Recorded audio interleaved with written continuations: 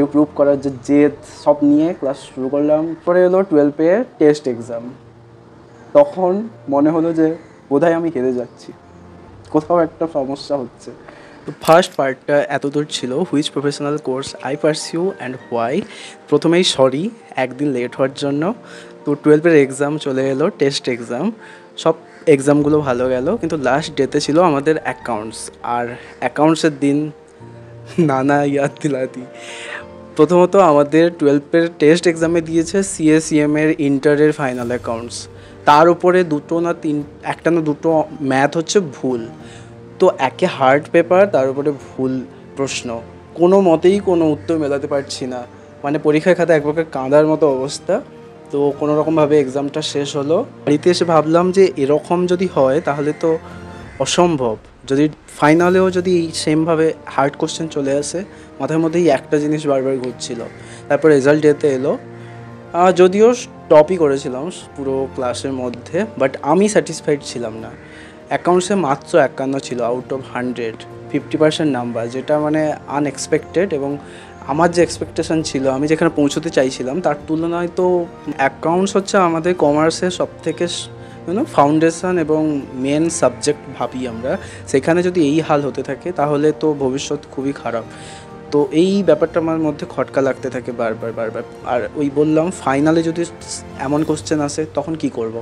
তখন তো আর কোনো উপায় থাকবে না। এই সব ভাবনা চিন্তার মধ্যে আমি কি করলাম, টেস্টের পরে যে 3 মাস সময় থাকে, তো সেখানে আমি আমাদের টেক্সট বুক এবং অ্যাকাউন্টেন্সি প্রবলেম থেকে যতগুলো সলিউশন করা তো সম্ভব করেছিলাম। তারপরে কি করলাম, আমি সিএর ICMI এর ইনস্টিটিউটে গিয়ে ওদের মডেল কোশ্চেন পেপার থাকে, ওখান থেকে আমি দেখলাম যে আমাদের এইচএসের যে টপিক আছে, আমি সেই টপিকের কোন কোন কোশ্চেনগুলো পারছি, আমি সেগুলো সব টার্ম জানি কিনা, কোশ্চেনে যেগুলো জানতে চাইছে আমি কি আদবে সেই কনসেপ্টগুলো আমার ক্লিয়ার আছে কিনা। তো এই করতে করতে কি হয়েছিল, আমাদের সিলেবাসের বাইরেও আমি অনেকটা ভাস্ট একটা নলেজ পেয়ে গেছিলাম। আমি কী করতাম, দেখতাম, যেটা জানতাম না আমি অনলাইনে গুগলেই সার্চ করতাম, তো একটা রাফ ডিপ নলেজ না হলে একটা রাফ নলেজ চলে আসতো। তো এরকম সাবজেক্টের মানে নিজের সিলেবাসের বাইরে অনেক কিছু জেনে যে কনফিডেন্সটা এসেছিলো, সেটা এইচএসের পরীক্ষাতে পেলাম। সেই কনফিডেন্সটা নিয়ে এক্সাম দিতে গিয়েছিলাম। অবশ্যই এইচএসের পেপার এতটা হার্ড ছিল না যতটা আমাদের টেস্ট এক্সামে করেছে। আই থিঙ্ক ভালোই করেছে। স্কুলে হয়তো এই মোটিভ নিয়েই ওরা এতটা কঠিন কোশ্চেন করেছিল, যাতে স্টুডেন্টরা ইন্ট্রোস্পেক্ট করে নিজেদের মধ্যে, আরও নিজেদেরকে ডেভেলপড করে। তো এই সমস্ত ব্যাপারগুলোর জন্য এইচএসে তো খুব ভালো এক্সাম গেল। তো এক্সাম দেওয়ার পরে মাথাতে এবার একটা জিনিস ঘুরতে থাকলো, কোন কলেজ, কোথায় কলেজ নেব। প্রথমে সত্যি কথা বলতে আমি ভেবেছিলাম কলেজ করব না, একেবারে সরাসরি কোনো প্রফেশনাল কোর্স পারসিউ করব, কলেজ ড্রপই করে দেবো। তারপরে টিচাররা বললেন এবং নিজেও আবার একটু রিসার্চ করলাম সমস্ত কোর্সের ব্যাপারে। তখন জানলাম যে অ্যাকাউন্টস তো একমাত্র সাবজেক্ট নয়, আরও আমাদের অনেক থিওরি সাবজেক্ট পড়তে হবে, ল সাবজেক্ট পড়তে হবে, ম্যানেজমেন্টের সাবজেক্ট পড়তে হবে। তো সেগুলো সব ইংলিশে পড়তে হবে বেসিক্যালি। তো এটা একটা সেটব্যাক। তো তাই জন্য ভাবলাম আগে গ্র্যাজুয়েশানে ভর্তি হই, গ্র্যাজুয়েশানে ইংলিশটার সঙ্গে একটু রপ্ত হই, পরে প্রফেশনাল কোর্সগুলোর জন্য প্রিপেয়ার করবো নিজেকে। তো তারপরে আমাদের সময় থেকে CUET শুরু হলো, যেটা কলেজ এন্ট্রান্স এক্সাম। তো ওই সময়টা একটা হাইপ ক্রিয়েট হলো, আমি ওই হাইপে পড়ে ফর্মও ফিল আপ করলাম। ড্রিম তখন দিল্লি ইউনিভার্সিটিতে যাব, SRCC-তে পড়বো। SRCC-তে হবে না, যদিও না হয়, দিল্লি ইউনিভার্সিটির অন্য কোনো একটা কলেজে যদি অ্যাডমিশন পাই নেব। তো সব স্বপ্ন তো সত্যি হয় না, বা আমরা সেটার পেছনে ছুটতেও পারি না। বাড়ির লোক ডিরেক্টলি না বলে দিল, কারণ একদম প্রত্যন্ত গ্রামের ছেলে সোজা দিল্লিতে। তারপর স্বাভাবিকভাবেই মিডল ক্লাস ফ্যামিলির জন্য এটা একটা অনেক বড় ফিনান্সিয়াল ডিসিশন।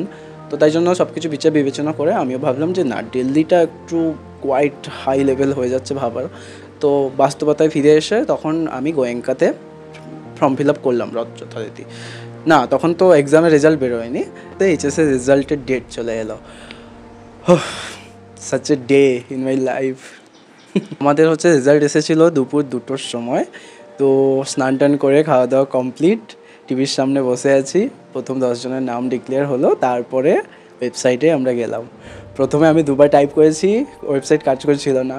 তারপর আমার ফ্রেন্ড আমাকে পাঠালো যে এটা তোর নাম্বার। প্রথমে মানে ভাবছিলাম আমি কি টপ করতে পেরেছি এত বড় স্কুলের মধ্যে।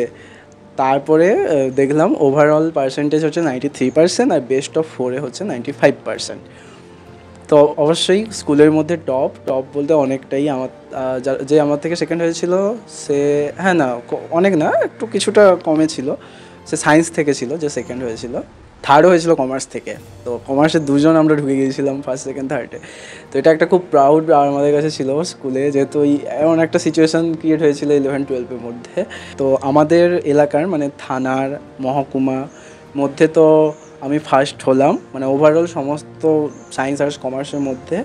ইভেন কিছু কিছু জায়গা থেকে শুনতে পেলাম যে নাকি পুরো আমাদের পূর্ব মেদিনীপুরের কমার্সের মধ্যে আমি টপ করেছি। তো জানি না এটা কতটা সঠিক, আমি সেরকমভাবে লেজিট কোনো ইনফরমেশান পাইনি, বাট আমাকে কিছু কিছু টিচার যোগাযোগ করলেন আমার সঙ্গে এবং বললেন যে এরকম এরকম ব্যাপার।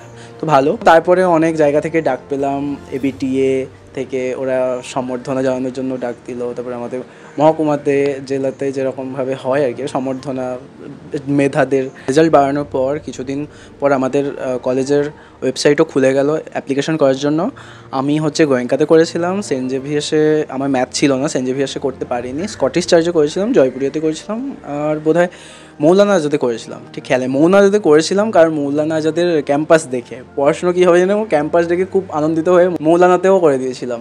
সবার আগে মৌলানা আজাদেরই লিস্ট বেরিয়েছিল, তো অ্যাজ ইউজুয়াল ফার্স্ট লিস্টেই নাম এসে গেছে, এবং ভর্তি হয়নি বলে আমি আর 2 দিন ওয়েট করি গোয়েঙ্কাতে আসে কি না। বা তারপরে এলো স্কটিশ চার্চেও ফার্স্ট লিস্টে নাম এসে গেছিলো। তারপরে গোয়েঙ্কার বেরিয়েছিল, তারপরে গোয়েঙ্কাতে বেরিয়েছিল, ফার্স্ট লিস্টে বেরিয়ে গেছিলো আমার বোধহয় 13 বা 14তে নাম ছিল।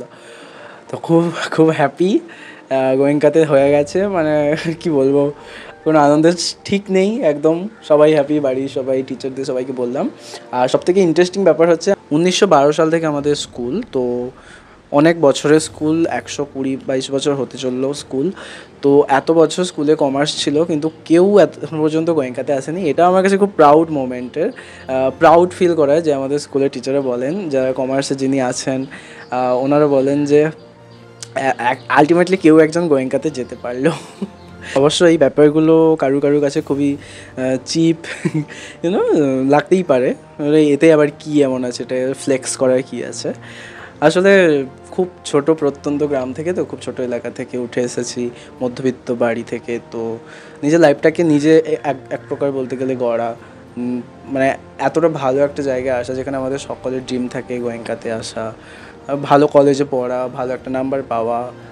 তো পুরো বলতে গেলে জীবনের মোড়টা ঘুরে গেছে অন্যদিকে যাওয়ার কথা অন্যদিকে চলে এসছে, তাই জন্য খুব প্রাউড ফিল হয়।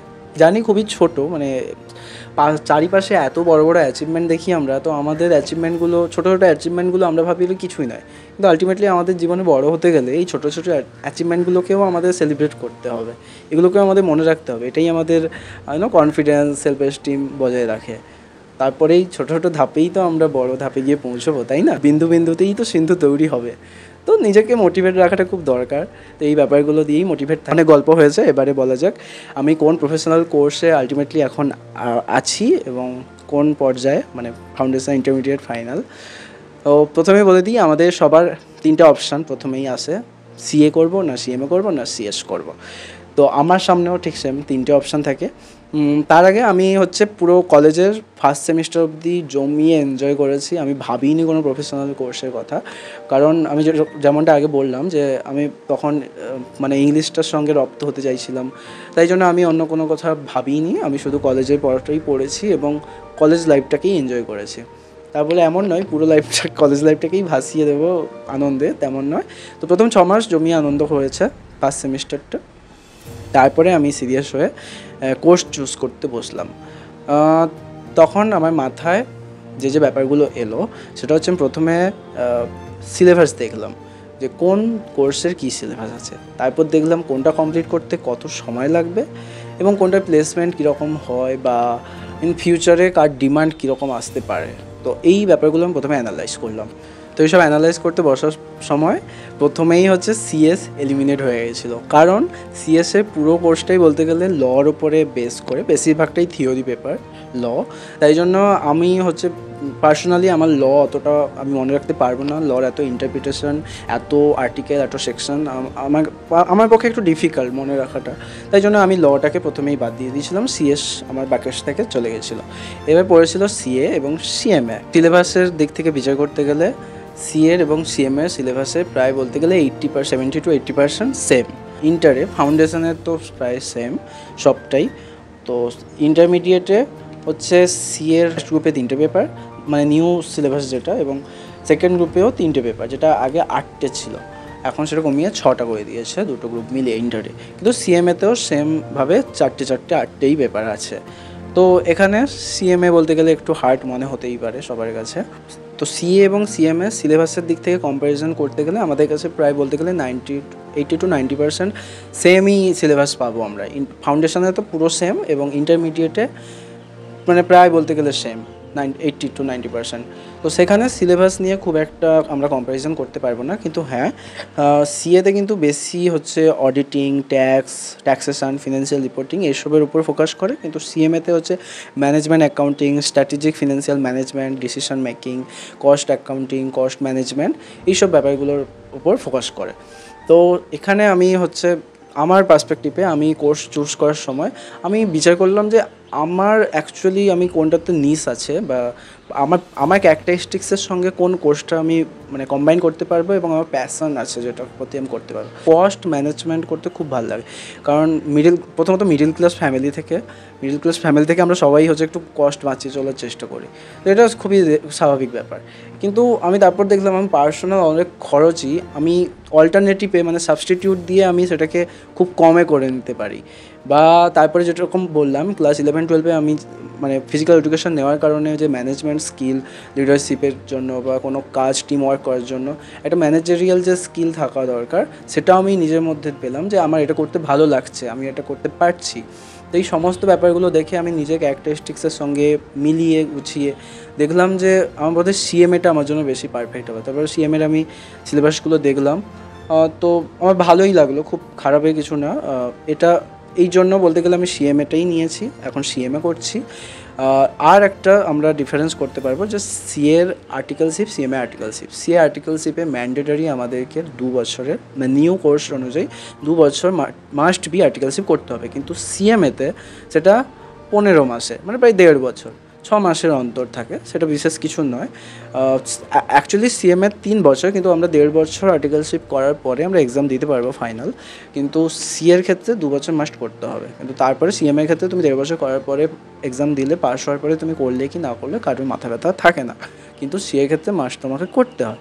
তো এইখানে একটা ফ্লেক্সিবিলিটি আছে সিএমএর জন্য। তারপরে হ্যাঁ, আরও একটা ব্যাপার যেটা আমাকে কনভিন্স করেছিল সিএমএ নেওয়ার জন্য, সেটা হচ্ছে আমি যেখানে ছিলাম আগে যেই রুমে, সেখানে আমার যে রুমমেট ছিল দাদা, আমার সিনিয়র, তো তিনিও করছিলেন সিএমএ আমাদের কলেজেরই। তো আমি সেখান থেকেও মানে বলে একটা মোটিভেশন বা দাদার সঙ্গে থাকার কারণে হতে পারে, ইনফ্লুয়েন্স হওয়া সিএমএ করার জন্য, সেজন্য হতে পারে। তারপরে আমি সিএমএ নিয়ে মানে সিএমএতে রেজিস্ট্রেশন করার সময় ওই এদিক ওদিক খোঁজাখুঁজি করছিলাম, অনেকের সঙ্গে কথা বলছিলাম, লিঙ্কডিনে দেখছিলাম সিএমএ ব্যাপারে।